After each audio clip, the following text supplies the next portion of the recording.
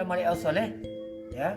Sultan Malik Al-Saleh ini beliau dasarnya kakeknya beliau bernama Marah Ahmad dari Yaman, Hadramaut.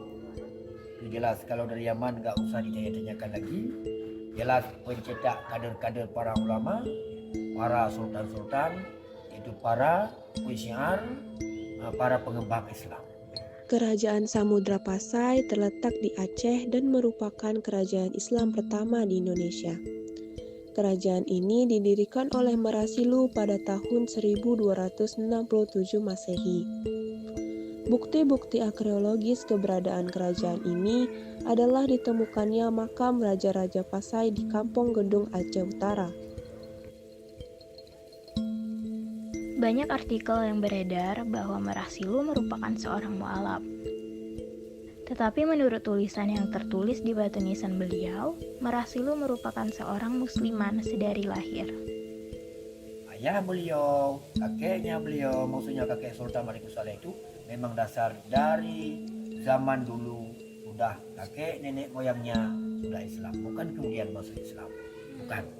Karena itu sesurat di batu nisan itu bahwa beliau ini Al-Hasiban Nasib, artinya orang yang terkenal lebih mulia. Tidak ada mulia kalau bukan Islam. Ya.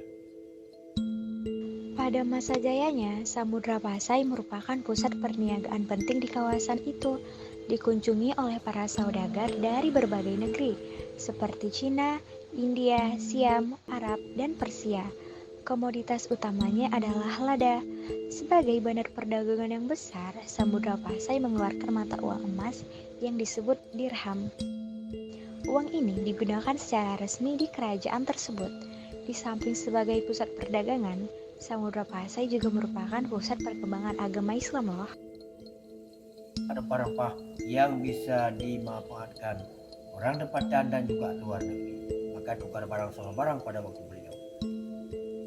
Dengan letaknya yang strategis, maka Samudra Pasai berkembang sebagai kerajaan maritim dan bandar transito. Kerajaan Samudra Pasai memiliki hegemoni atau pengaruh atas pelabuhan-pelabuhan penting di Pidi, Perla, dan lain-lain. Komoditi perdagangan dari Samudra Pasai yang penting ialah lada, kapur barus, dan emas.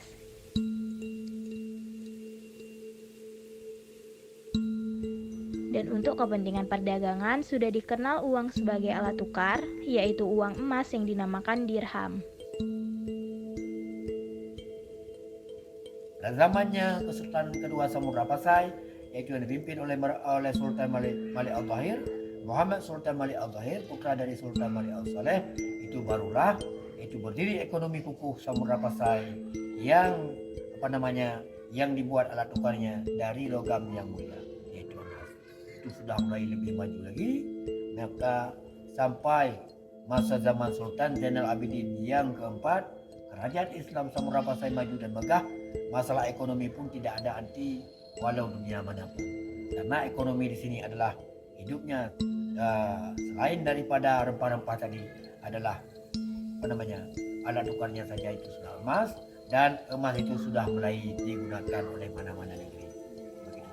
Maka begitulah makmur kerajaan Islam Samudra Pasai maju dan megah, dan juga rakyatnya begitu. Kehidupan sosial budaya.